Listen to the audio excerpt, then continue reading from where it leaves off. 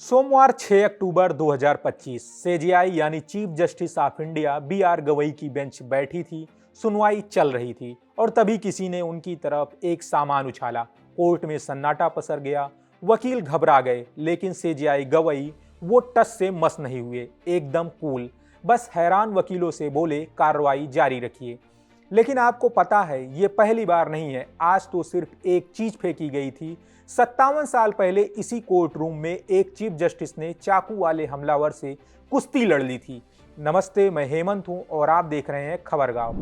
तारीख थी 13 मार्च 1968। जगह सुप्रीम कोर्ट का वही चीफ जस्टिस वाला कोर्ट रूम। 3 जजों की बेंच एक सिविल अपील पर फैसला सुना रही थी।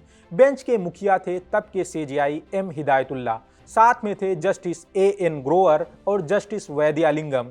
सीजेआई हिदायतुल्ला ने अपनी आत्मकथा माय ओन बोस्वेल में इस पूरी घटना का जिक्र किया है। वो बताते हैं कि सुनवाई के दौरान उन्होंने देखा कि एक आदमी भीड़ को धक्का देता हुआ जजों के डेस्क की तरफ बढ़ा आ रहा है। इससे पहले कि कोई कुछ समझ पाता, वो आदमी कोर्ट मास्टर की टेबल पर चढ़ा और फिर जजों के बैठने की जगह पर कूद गया। हमलावर ने पहले एक चाकू जजों की तरफ फेंका था, जो किसी को नहीं लगा।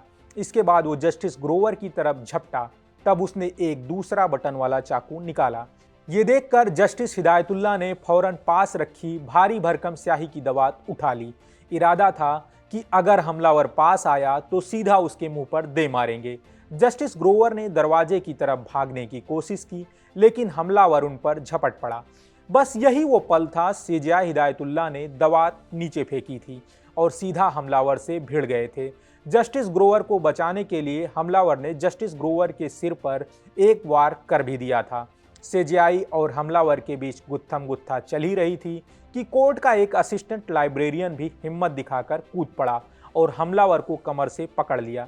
आखिरकार चीफ जस्टिस ने हमलावर के हाथ से चाकू छुड़ाकर उसे मोटे कालीन में इतनी जोर से घोंपा कि वो वहीं धंस गया। तब तक पुलिस भी आ गई और हमलावर को दबोच लिया गया। इस हाथापाई में सीजेआई के कपड़े स्याही और जस्टिस ग्रोवर के खून से सन गए थे। गिरने की वजह से उनका घुटना सूजकर दोगुना हो गया।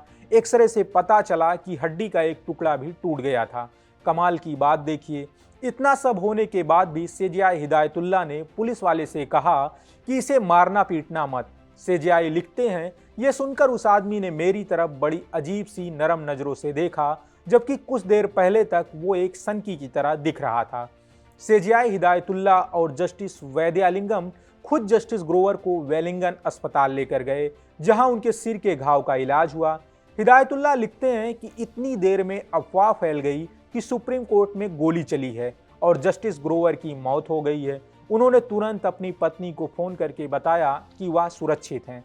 अब अंत में सवाल है कि हमलावर कौन था और उसने हमला क्यों किया। हमलावर की पहचान पश्चिम बंगाल के मुर्शिदाबाद के रहने वाले मनमोहन दास के तौर पर हुई। उसने खुद कोर्ट में बताया कि वह पहले किसी मंत्री पर हमला करने के लिए सचिवालय में घुसने की कोशिश कर रहा था, लेकिन वहां सुरक्षा बहुत कड़ी थी क्योंकि सुप्रीम कोर्ट के दरवाजे हमेशा खुले रहते थे। इसलिए वह आसानी से अंदर आ गया और मौका पाते ही हमला कर दिया।